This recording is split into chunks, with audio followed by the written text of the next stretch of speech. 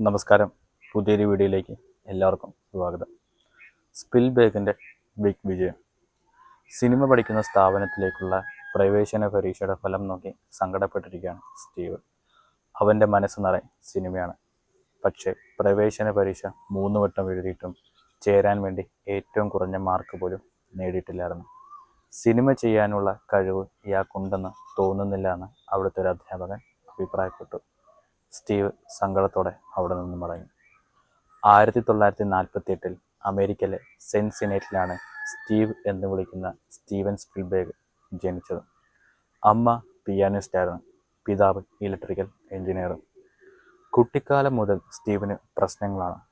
പഠന വൈകല്യമായിരുന്നു സ്റ്റീവിന് അലട്ടിയിരുന്ന പ്രധാന കുഴപ്പം. കാര്യങ്ങളൊന്നും മനസ്സിലാകില്ല. എഴുതാനും വായിക്കാനും സാധാരണ കുട്ടികളെടുക്കുന്നതിനേക്കാൾ കൂടുതൽ സമയം സ്റ്റീവിന് വേണം. ഇതൊന്നും അറിയാതെ കൂട്ടുകാരെ അവനെ കളിയാക്കുമായിരുന്നു. ഇതിനിടയിലും സ്റ്റീവിനൊരു വിനോദമുണ്ടായിരുന്നു. കൊച്ചു വീഡിയോ ക്യാമറ കൊണ്ട് വീട്ടിലെ ചെറിയ ചടങ്ങുകളും മറ്റും ഷൂട്ട് ചെയ്യുക.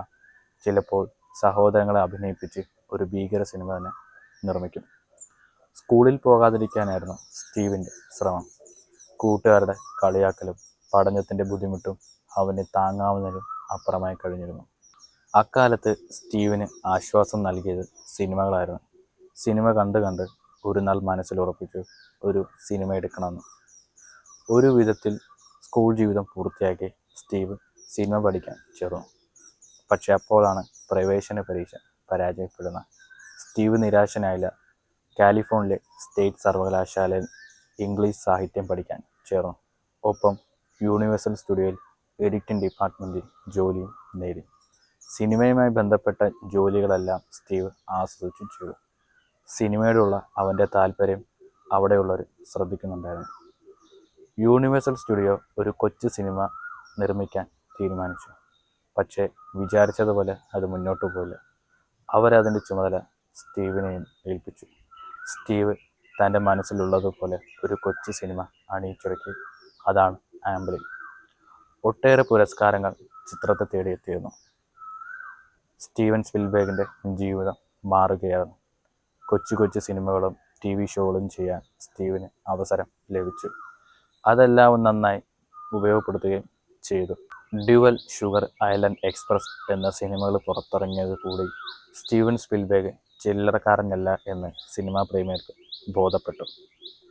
പ്രേക്ഷകരെ അമ്പരപ്പിക്കുന്ന സിനിമകളുമായി സ്റ്റീവ് വീണ്ടും ഞെട്ടിച്ചു. Jobs, IT, Indiana Jones series, Jurassic Park തുടങ്ങിയ സ്റ്റീവൻ സ്പിൽബർഗിൻ്റെ സിനിമകൾ ലോകശ്രദ്ധ ആകർഷിച്ചു. അദ്ദേഹത്തിൻ്റെ സിനിമകൾക്കായി ആരാധകർ കാത്തിരുന്നു. സ്വന്തമായി സിനിമ നിർമ്മിക്കാനും തുടങ്ങി. ഓസ്കാർ അടക്കം നിരവധി പുരസ്കാരങ്ങൾ അദ്ദേഹത്തെ തേടി എത്തിയിരുന്നു. സ്വന്തം കുറവുകളെ ഓർത്ത് കൂസാതെ ലക്ഷ്യത്തിനു വേണ്ടി പരിശ്രമിച്ചതാണ് സ്പിൽബർഗിൻ്റെ വിജയരഹസ്യം. ആക്ഷൻ രംഗങ്ങൾ നിറഞ്ഞ് പ്രേക്ഷകരെ ത്രില്ലടിപ്പിക്കുകയാണ് ഓരോ ജെയിംസ് ബോണ്ട് സിനിമയും. ഒരു ജെയിംസ് ബോണ്ട് സിനിമ സംവിധാനം ചെയ്യുന്നത് സ്റ്റീവൻ സ്പിൽബർഗിൻ്റെ സ്വപ്നമാണ്. പല കാരണങ്ങൾ കൊണ്ടും അത് ഇതുവരെ നടന്നിട്ടില്ല. പ്രശസ്തിയുടെയും വിജയത്തിൻ്റെയും കൊടുമുടിയിൽ നിൽക്കുമ്പോഴും സ്റ്റീവൻ സ്പിൽബർഗിന് പഠന വൈകല്യം അലട്ടിയിരുന്നു. ഒരു സ്ക്രിപ്റ്റ് വായിച്ച് പൂർത്തിയാക്കാൻ മറ്റുള്ളവരെക്കാൾ ഏറെ സമയമെടുക്കുമെന്ന് ഒരിക്കൽ അദ്ദേഹം പരസ്യമായി പറഞ്ഞിരുന്നു. നിങ്ങൾക്കെല്ലാവർക്കും സ്പിൽബർഗിൻ്റെ ബിഗ് വിജയം എന്ന് പറഞ്ഞ കഥ ഇഷ്ടപ്പെട്ടെന്ന് ഞാൻ വിശ്വസിക്കുകയാണ്. നിങ്ങൾക്കെല്ലാവർക്കും എൻ്റെ ഈ ചാനൽ ഇഷ്ടമാണെങ്കിൽ ഈ വീഡിയോ ഒന്ന് ലൈക്ക് ചെയ്യുക, കൂടെ സപ്പോർട്ടും ചെയ്തേക്കാം. അപ്പം മറ്റൊരു വീഡിയോയുമായി മറ്റൊരു ദിവസം നമുക്ക് കാണാം. അതുവരെ ബായ്.